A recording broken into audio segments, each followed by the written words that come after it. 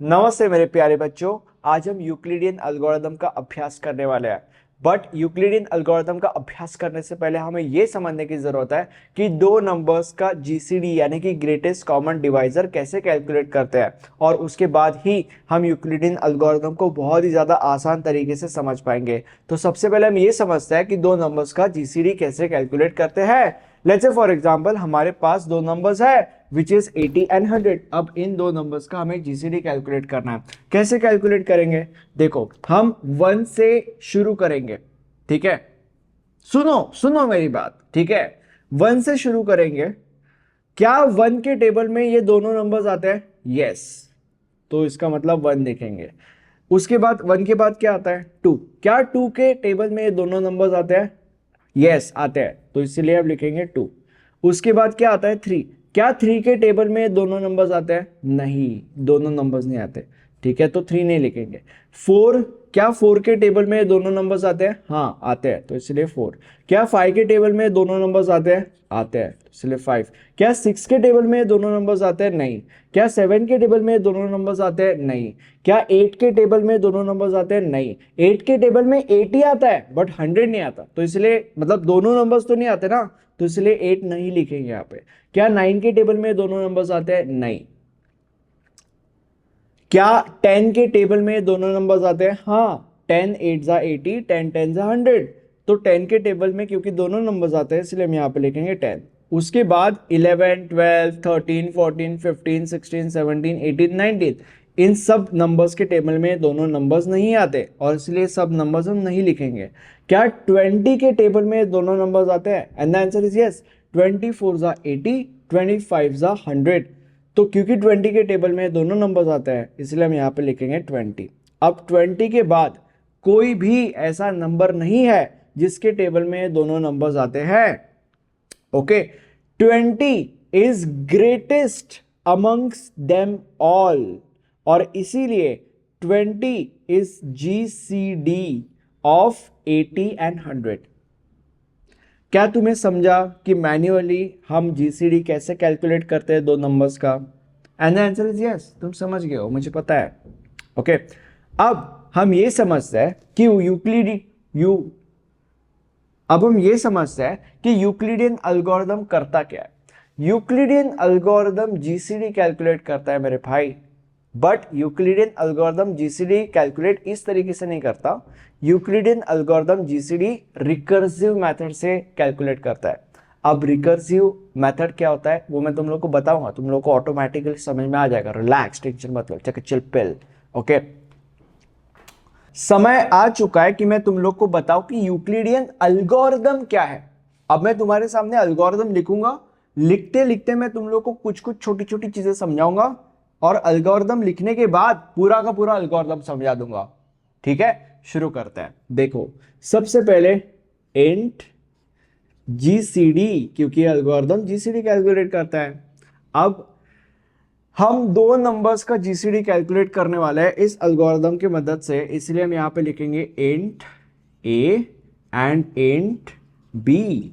Yes, अंदर जाने के बाद यहां पे आएगा इफ, यानी कि अगर b इक्वल टू 0 तो रिटर्न a। ठीक है, अब ये क्यों मैंने लिखा है, मुझे पागल कुत्ते ने नहीं काटा है, मैं बताऊंगा कि ये क्यों यहां पे लिखा गया है। Else return GCD b comma a mod b। अब यहां पे देखो, ये जो है इसको हम रिकर्जन बोलते हैं। रिकर्जन का मतलब क्या होता है? रिकर्जन का मतलब होता है जब एक फंक्शन उसके अंदर अपने आप को ही कॉल करता है। एक फंक्शन ने उस फंक्शन के अंदर अपने आप को ही कॉल कर लिया है, इसको हम रिकर्जन कहते हैं। और ये क्यों मैंने तुम लोग को बताया?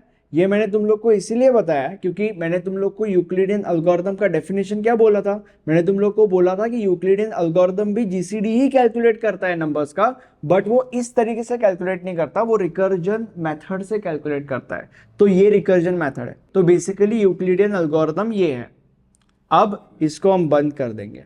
अब इस यूक्लिडियन एल्गोरिथम को समझने से पहले तुम्हें दो बातें समझने की जरूरत है।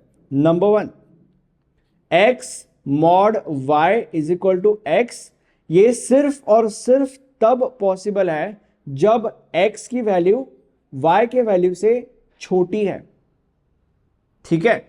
और दूसरी चीज, दो नंबर्स का मॉड कैसे निकालते हैं।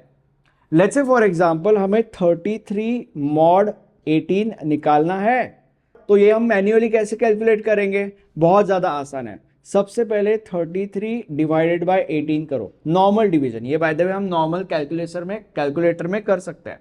अगर तुमने 33 को 18 से डिवाइड किया तो तुम्हें आंसर मिलेगा 1.83। ओके, अब ये जो आंसर तुम्हें मिला है, डेसिमल के बाद दो जो नंबर्स है उनको हमें नीचे लेना है, तो डेसिमल के बाद दो नंबर्स जो है वो 83 है, तो इसलिए हम यहाँ पे लिखेंगे 0.83। ओके, और जैसे यहाँ पे हमने 33 को 18 से डिवाइड किया, वैसे यहाँ पे इस 0.83 को हमें 18 से मल्टीप्लाई करना है, ठीक है। तो हम यहाँ पे लिखेंगे मल्टीप्लाई 18। अगर तुमने 0.83 को 18 से मल्टीप्लाई किया तो तुम्हें आंसर मिलेगा 14.94, तो 14.94। अब ये जो नंबर यहाँ पे आता है, अगर ये कंप्लीट नंबर नहीं है तो हमें उसको कंप्लीट नंबर बनाना पड़ता है, मतलब बेसिकली हमें इसको राउंड ऑफ करना पड़ेगा। तो ऑब्वियसली 14.94 वुड बिकम 15। तो इसका मतलब ये है कि 33 मॉड 18 का आंसर 15 है। अब हम ये देखेंगे कि क्या इस एल्गोरिथम के हेल्प से हम दो नंबर्स का जीसीडी कैलकुलेट कर सकते हैं क्या, क्योंकि वही ज्यादा इंपॉर्टेंट है। अब लेट्स से फॉर एग्जांपल हमें 40 और 100 का जीसीडी कैलकुलेट करना है। अब वैसे देखा जाए तो 40 और 100 का जीसीडी 20 आता है। हम ये देखेंगे क्या इस एल्गोरिथम से हम इन दोनों नंबर्स का जीसीडी कैलकुलेट कर सकते हैं क्या, और आंसर 20 आता है क्या। 20 आया मतलब कर सकते हैं, राइट। तो 40 और 100, राइट। तो शुरू करते हैं हम लोग जीसीडी ऑफ 40 एंड 100, 40 एंड 100। यहां पे मैं a कॉमा b लिख रहा हूं for the ease of communication. अब a 40 है, b 100 है, इसलिए a 40 b 100। परफेक्ट, अंदर जाएंगे आप लोग।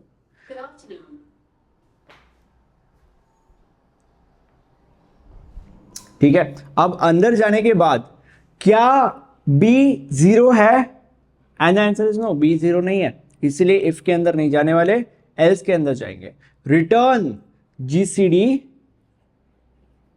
ब्रैकेट के अंदर b, what the hell is b, b is 100, comma a mod b 40 mod 100। अब 40 mod 100 का आंसर क्या आएगा, 40 mod 100 का आंसर आएगा 40। और ऐसा क्यों, क्योंकि 40 mod 100 का आंसर आएगा 40, और ऐसा इसीलिए क्योंकि 40 इज लेस देन 100, ठीक है, इसीलिए हम यहाँ पे लिखेंगे 40।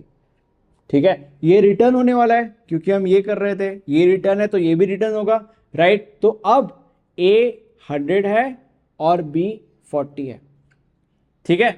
अंदर जाएंगे वापस, क्या b 0 से इक्वल है, मतलब क्या b 0 है, and the answer is no, b 0 नहीं है, इसलिए इफ के अंदर नहीं जाने वाले, एल्स के अंदर जाएंगे। Return GCD b, what the hell is b, b is 40, comma के बाद है a mod b, मतलब 100 mod 40, 100 mod 40। अब 100 mod 40 कैसे करेंगे, इस मेथड से। तो 100 mod 40, तो इसके लिए सबसे पहले हम 100 को 40 से डिवाइड करेंगे। तो अगर हम 100 को 40 से डिवाइड करेंगे तो हमें आंसर मिलेगा 2.5। डेसिमल के उधर के दो नंबर्स यहाँ पे नीचे लो, तो 0.5 और आगे कुछ नहीं है तो हम 0 लगाएंगे। अब जैसे हमने 100 को 40 से डिवाइड किया तो यहाँ पे हम 0.50 को 40 से मल्टीप्लाई करेंगे, तो मल्टीप्लाई बाय 40। तो अगर हमने 0.50 को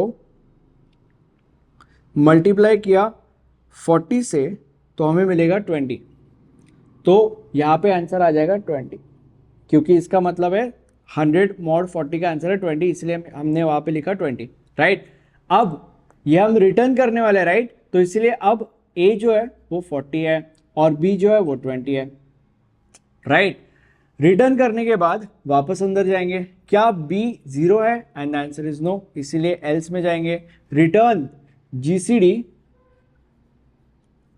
बी क्या है 20, कॉमा ए मॉड बी यानी कि 40 mod 20, 40 mod 20, what the hell is 40 mod 20, तो 40 मॉड 20 इज इक्वल टू, सबसे पहले हम 40 को डिवाइड करेंगे 20 से। अगर तुम 40 को 20 से डिवाइड करोगे तो आंसर आएगा 2। डेसिमल के उधर कुछ नहीं है इसलिए हम यहाँ पे लिखेंगे 0। अब जैसे हमने 40 को 20 से डिवाइड किया, यहाँ पे हम 0 को 20 से मल्टीप्लाई करेंगे, ठीक है। तो मल्टीप्लाई करने के बाद आंसर आएगा 0 मल्टीप्लाई बाय 20 0 आ जाता है। इसीलिए इसका मतलब ये है कि 40 मॉड 20 का आंसर है 0 और इसीलिए हम यहाँ पे लिखेंगे 0। ओके, अब क्योंकि ये रिटर्न होने वाला है इसलिए अब ए का जो वैल्यू है वो 20 बन चुका है और बी का जो वैल्यू है वो 0 बन चुका है। ओके, वापस अंदर जाएंगे। क्या b इक्वल टू 0 है? क्या b 0 है? And answer is yes, b 0 है। तो रिटर्न a, क्योंकि b 0 है इसलिए हम इफ के अंदर जाएंगे और रिटर्न a।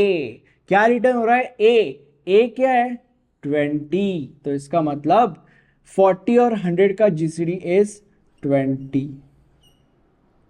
अब मैं तुम लोग को एक होमवर्क क्वेश्चन देता हूं which is calculate the GCD of 50, 60। जो भी इस होमवर्क क्वेश्चन को सॉल्व करेगा उसको मेरी तरफ से हमारे नोट्स के ऊपर डिस्काउंट मिल जाएगा। नोट्स के सारे डिटेल्स नीचे डिस्क्रिप्शन बॉक्स में अवेलेबल है। Thank you so much.